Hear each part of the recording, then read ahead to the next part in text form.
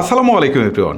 কীভাবে আপনারা সম্পূর্ণ নতুন নিয়মে বিকাশের অ্যাকাউন্ট খুলতে পারেন আজকের এই ভিডিওতে সেই প্রসেসটাই আপনাদেরকে দেখাবো। চলুন কথা না বলি মূল ভিডিওটা শুরু করা যাক। প্রথমেই আপনি গুগল প্লে স্টোরে চলে যাবেন। প্লে স্টোরে আসার পর বিকাশের যে অ্যাপসটুকু রয়েছে এটাকে ইনস্টল করে আপনি ওপেন বাটনে ক্লিক করবেন। এবারে যে আপনার সামনে ইন্টারফেসটুকু আসবে, এখান থেকে তিনটা মেনু দেখতে পারবেন নিচের দিকে।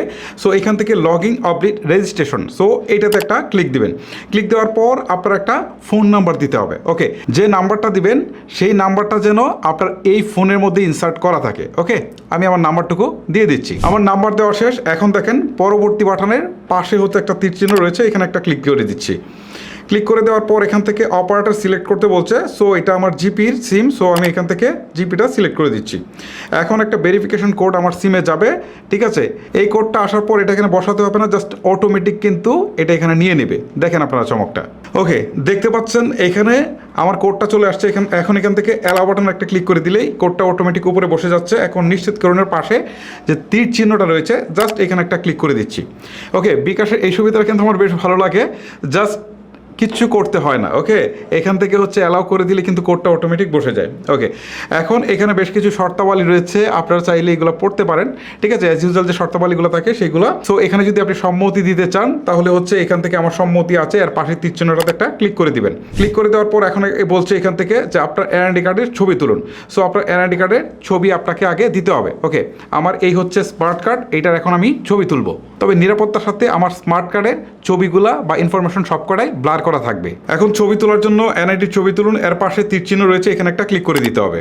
এখন এখান থেকে হচ্ছে ফ্রন্ট পেজের ছবিটা আগে তুলতে হবে, এনআইডি কার্ডের ফ্রন্ট পেজ। ওকে, মানে সামনের পেজটা আর কি। এই যে এনআইডি কার্ডটা আমি খুব ভালো করে বসিয়েছি। এখন আমি ক্যাপচার বাটনে একটা ক্লিক করছি। ওকে, এখন এখান থেকে সাবমিট নামে যে অপশনটা আসছে এই সাবমিটে একটা ক্লিক করে দিচ্ছি। আমার সামনে এটা নিয়ে নিয়েছে। এখন পিছনের অংশটুকুকে আমাকে এখানে ছবি তুলতে হবে।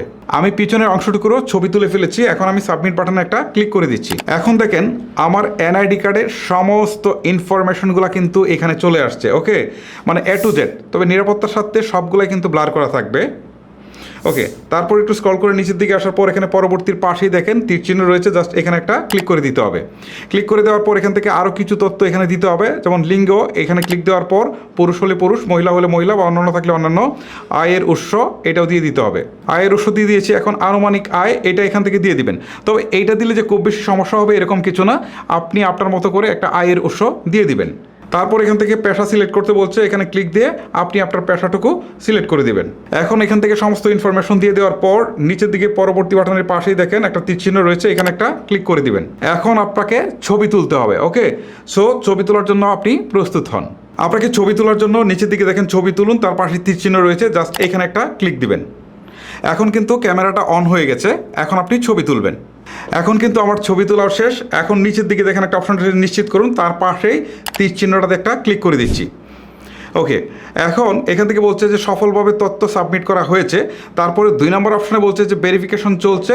তারপরে 3 নম্বরে হচ্ছে কনফার্মেশন এসএমএস পেলে আপনার পিন সেট করে লগ ইন করুন। ওকে, সো এখন কিন্তু আমাদের এখান থেকে ভেরিফিকেশনের কাজটাও কিন্তু শেষ, আপনারা দেখতে পাচ্ছেন। তার মানে হচ্ছে এখান থেকে নতুন করে একটা পিন সেট আপ করলে কিন্তু আমাদের বিকাশ অ্যাকাউন্ট খোলা হয়ে যাচ্ছে। ওকে, সো নতুন পিন সেট করুন, এর পাশে তীর চিহ্নতে একটা ক্লিক করে দিচ্ছি। ক্লিক করে দেওয়ার পর এখন এখান থেকে ফোন নাম্বারটা শো করছে, যে ফোন নাম্বার দিয়ে আমরা আসলে বিকাশের অ্যাকাউন্টটা খুলেছি। এখন এখান থেকে পরবর্তীর পাশে তীর চিহ্নটা রয়েছে, এখানে ক্লিক করে দিচ্ছি। ক্লিক করে দেওয়ার পর এখন একটা ভেরিফিকেশন কোড সিমে যাবে, এইটা এখানে আর বসানো লাগবে না। আসলে বিকাশের এই জিনিসটাই আমার ভালো লাগে, জাস্ট এখান থেকে অনুমতি দিলেই বা অ্যালাউ করে দিলেই কিন্তু এটা অটোমেটিক নিয়ে নেয়। এই যে দেখেন আবার কিন্তু অ্যালাউ অপশনটা চলে আসছে নিচের দিকে, জাস্ট এখানে একটা ক্লিক দেই। এখন দেখেন ভেরিফিকেশন কোডটা কিন্তু অটোমেটিক বসে গেল। এখন নিশ্চিতকরণের পাশের তীর চিহ্নতে একটা ক্লিক করে দিচ্ছি।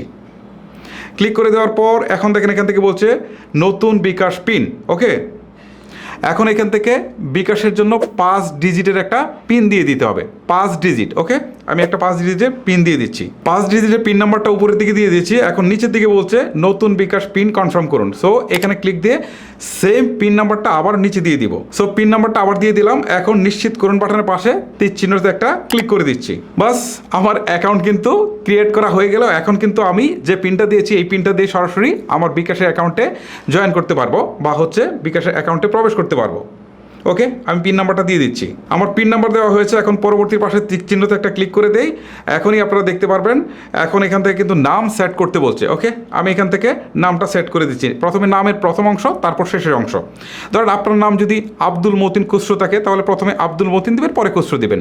বা যদি আপনার নাম যদি থাকে যে আব্দুল হালিম, তাহলে আব্দুল দিলেন প্রথমে, পরে দিলেন হালিম। জাস্ট এভাবে ভাগ করে দিলেই হবে, এটা নিয়ে কোনো সমস্যা হবে না। আরও বেশি হলে প্রথমে 2টা অংশ দিবেন, পরে 2টা অংশ দিবেন, তাহলেই হয়ে যাবে। ওকে, আমি নামটা বসিয়ে দিয়েছি। এখন পরবর্তী বাটনের পাশে তীর চিহ্নতে একটা ক্লিক করে দিচ্ছি। ক্লিক করে দেওয়ার পর এখন এখান থেকে শুরু করুন, তার নিচের দিকে দেখেন একটা তীর চিহ্ন রয়েছে, এখানে একটা ক্লিক করে দিচ্ছি। এখন কিন্তু আমার অ্যাকাউন্ট ক্রিয়েট করা শেষ, একবারে ফাইনালি শেষ। এখন ঠিক আছে, এখানে একটা ক্লিক দেই। ক্লিক দেওয়ার পর এখন এখানে ব্যালেন্সে যাই। দেখেন এখান থেকে কিন্তু 25 টাকা ব্যালেন্স দেখাচ্ছে। এটা কিন্তু তারা বোনাস হিসাবে আমাকে দিয়ে দিয়েছে। ওকে, আমার কিন্তু অ্যাকাউন্ট ক্রিয়েট হয়ে গেল এবং পিনও কিন্তু আমি বসিয়ে দিলাম। আর এইভাবেই কিন্তু আপনারা খুব সহজেই আপনাদের হাতে থাকা স্মার্টফোন দিয়ে আপনারা কিন্তু আপনাদের বিকাশ অ্যাকাউন্ট খুলে ফেলতে পারবেন। ভিউয়ার্স, এই হচ্ছে মূলত আমার আজকের ভিডিও। যদি আপনার কাছে ভিডিওটি ভালো লেগে থাকে তাহলে অবশ্যই একটি লাইক করবেন। আর এই ভিডিও সম্পর্কে আপনার কোনো মতামত থাকলে সেটা অবশ্যই আমাকে কমেন্ট করে জানাতে পারেন। আজকের মতো আমি হিমেল এখানে বিদায় নিচ্ছি। আল্লাহ হাফেজ।